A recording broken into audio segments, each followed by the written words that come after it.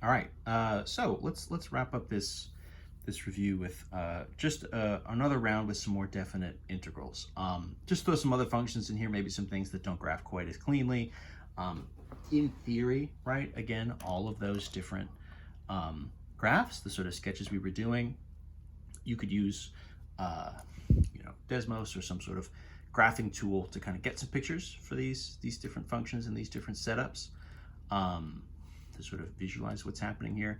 But we don't technically need the picture to be able to find the areas. We can sort of just do the calculus as it is, find our antiderivatives, and then sort of sub in our boundaries and do the subtraction. We'll be good to go. So what do we got? Let's do 2 times sine x minus cosine x, and we're going to do the interval from 0 to pi over 2. Of course, right, all of our trig stuff here is in radians, right? As soon as any of our trig functions start interacting with other numbers, right, in any kind of an algebra situation, we're dealing with radians, the sort of quote-unquote unitless values, rather than degrees. So that's why that's there. What is our antiderivative? Well, the antiderivative for sine of x is negative cosine, right? So the 2 is hanging out. I'm just going to call this negative 2 times cosine x, right? The negative is coming from the cosine, right? But I'm just sort of putting it in front. Minus cosine, what's the antiderivative for cosine? Cosine, the antiderivative is positive sine. So if this is minus cosine, then this is going to be minus sine of x. And that's going from 0 to pi over 2. This is some unit circle stuff. There's a unit circle on Canvas. We'll see if I make sure I know these one off the top of my head. I didn't sort of have mine handy. So let's sub this stuff in. What's this going to look like? So this is negative 2 times cosine at pi over 2, right? So it's always the upper minus the lower. Minus, now this is still part of the antiderivative. So minus sine pi over 2. Your brain's going to kind of tell you to be like, oh, so it's minus, so then do pi over 2, and then do this one as 0. Nope, the whole thing, right? This whole thing is your capital F of x, is your antiderivative. So the whole thing goes in with pi over 2 minus, right, 2 times cosine. The whole thing goes in at 0. Luckily, right, 0, pi over 2 is 90 degrees. This is, for sine and cosine, this is just a bunch of 1s and 0s. Let's see if we can get these all straight, right? Cosine at pi over 2 is 0, sine at pi over 2 is 1, cosine at 0 is 1, and sine at 0 is 0. So this is, right, negative 2 times 0 minus 1, in parentheses, minus negative 2 times 1 minus 0. Okay, so that's 0. So this is negative 1 minus 2. You start to see how all this subtraction, these negatives, they're going all over the place. Negative 1 plus 2. So much work. And then the final answer here is just positive 1. Anticlimactic or extremely satisfying. Who's to say? That's sort of a value judgment I'm not prepared to make. But that's the idea, right? It's sort of a quick calculus step, and then it's just kind of like cleaning up some algebra / arithmetic. Honestly, it sort of becomes a like a PEMDAS type problem, right? It almost becomes like an order of operations type problem. Next on the list, what else have we got? We haven't done any e's yet as far as the antiderivatives go, I think. So what do we got? Well, the antiderivative for e to the x is e to the x, so that's amazing. Minus 2 times x cubed, right? So that's going to be minus 2 times x, right, to the 4 over 4. And then the interval this is going from is 2 to 5. Couple things. So 2 over 4, of course, that's really just going to be 1/2, right, when all is said and done. And then this e is really interesting, right? you know, e our sort of natural sort of base value. If I start plugging this stuff in, right, this is sort of e to the 5 minus, right, 1/2 times, oh gosh, 5 to the 4. What the heck is that? 25 times 5, 25 times 25. It's like 625, I think. Might have to double check that on the calculator. Minus e to the 2. The point I was saying here before, I accidentally stepped into the exponent trap that I laid myself here, is e to the 5, e to the 2. Those values just kind of are what they are. There's not really a better way to write those. It is e to the 5. That's the best way. I don't want you to do any like decimals here and try to expand everything out.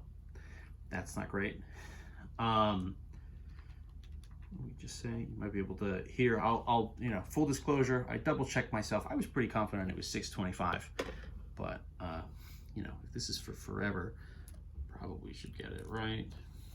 So what do we have? This can happen, right? You say this is a relatively simple thing. We're just in the number subbing stage. 625, okay, 5 to the 4, so that's bad enough. But then the whole thing is over 2, like a jerk. You know, this is what it is. We just kind of get what we get here. Minus, so this is e squared, e to the 5 e squared. They're not even going to combine. They just are two separate values, and we're just going to kind of leave them that way. Oh, thank goodness, at least this, right? 2 to the 4 would be 16, but then divide by 2. Effectively, this is 2 cubed, right? We're sort of dropping one of the 2's here, so this would be 8. So on the inside, it's minus 8, but we're actually subtracting it, so then this is going to be plus 8. So this is e to the 5 minus e squared minus 625 over 2 plus 8. What is 8 over 2? Of course, this would really be 16 over 2. Oh my gosh, this is a lot of mental arithmetic.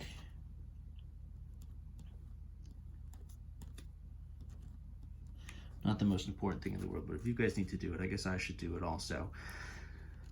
So this is minus 625, right, plus 16. So we're really, quote unquote, subtracting 16 off of the 625. If it was 15, it would be 610, 16, so it's minus 609 over 2. So I know that, you know, sometimes that step, just that process of sort of going through all that stuff, you know, you kind of get lost in the weeds there, almost to the point that you're like, I don't know, this just feels like random numbers. Like, what did we even just do? Technically, what we did is we found the area under this curve. I don't have a good sense. E to the 5. E to the 5 is pretty big, right? It's an exponential. Boy, what's that going to be? I mean, it's going to be 304.5. I legitimately don't know if that's going to be positive or negative. Again, you could use a calculator to find out. You know, this is an answer. This is sort of good enough for us, so we'll call it there. Not that I don't care what the actual answer is, but like, you know, that's plenty. That was enough. That was good work. Let's do the antiderivative of, so negative 4 over y dy. Messing with our variables a little bit, but as long as the variable here matches with what we've got on the t, then we're totally good. Over y, right? Of course, this is going to be a natural log situation. So the antiderivative here, this is just negative 4 times natural log, of course, absolute value of my y value, 1 to 3. I don't really need to worry here. You know, I'm saying absolute value, but I'm putting in positive numbers here anyway. We would run into some issues if this jumped from a positive to a negative. We would have issues because that would sort of cross 0. 1 over, you know, negative 4 over 0 is a does not exist value. That would be a discontinuity in the functions, so we'd be having some issues there anyway. Lucky for us though, none of that bad stuff is happening. Everything here is totally fine. Natural log, another one, kind of like the e's, where we're going to sub this stuff in and we kind of just get what we get to a certain extent. So negative 4 times, right, natural log of 3 minus negative 4 times natural log of 1. Oh, except I said we're going to get what we get, but we have a nice value here, which is natural log of 1 is 0. 0 times negative 4. This whole thing is going to be a 0. So I guess in the end, this is just going to be negative 4 times natural log of 3. So this, oh, and that makes sense. I was going to say this is going to be a negative area, but of course, negative 4 times, right? 1 over y is going to be a negative value from 1 to 3 anyway. So that makes sense. Always a good idea, kind of verify that your answers make sense conceptually, that you're kind of getting what you would expect. Last but not least, here in the examples, boy, I'm trying to get stuff centered up as best we can. So an innocent enough looking value, right? Some fraction type stuff. However, right, as we've kind of said before, we don't really have a great way to deal with any fraction stuff. Does this fit anything on our table? Of course, the things that come up sometimes, but we often forget. Looks a lot like this, but it's 3 on top instead of 1. We've done that before, right? We had one with the arc sine. It was like a 6 over the root for the arc sine. So 1 over 1 plus x squared is going to be arctan. This is really just 3 times that. So this would be 3 times the arc tangent of x, and this is going from 0 to 1. Now, what this means when we sub this in, we need to do inverse trig values. This is right unit circle stuff kind of coming back. You know, inverse trig values. So this is like, okay, what does this mean? So this is 3 times arctangent of 1 minus 3 times arctan of 0. So what the heck do these values even mean? Arctan, right? Arctangent of 1 means tangent inverse at 1. So is, whoops, can you guys see that? So is the angle where, right, tangent of theta equals 1, right? So you're reverse engineering it. So you're saying, what is the angle where the tangent value at that angle is 1? If we do some unit circle checks, what we're going to see, right, you want tangent to be 1, which means you want sine and cosine to be the same value, which means you want pi over 4. You may say to yourself, doesn't that happen like over and over again because it repeats around? And then I would say, yes, that is true. But for the function, right, for it to exist and be defined as a function, we used a restricted domain. We sort of restricted what the possibilities are here, and so that's going to happen at pi over 4. So this guy is pi over 4. Arctan at 0, where is tangent 0? Where's the tangent function 0? So tangent is sine over cosine, so that means sine is 0, and that happens at 0. So what looks like it might actually be a disaster is honestly not so bad. 3 times pi over 4 minus 0. So this is just 3 pi over 4. That's my final area. And that's that. You can be confident, relieved. You can sort of take comfort in the fact that when we have some of these arc values, these inverse trig values, again, we're not trying to do anything horrible.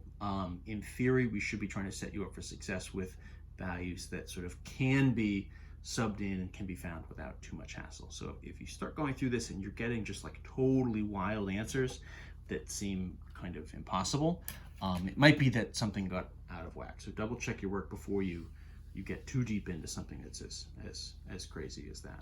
This, I think, is pretty reasonable. So that's what we got. Anyway, that's kind of the end of our integration review. The integrals, right, indefinite and definite. So coming up next will be some new stuff. Always fun.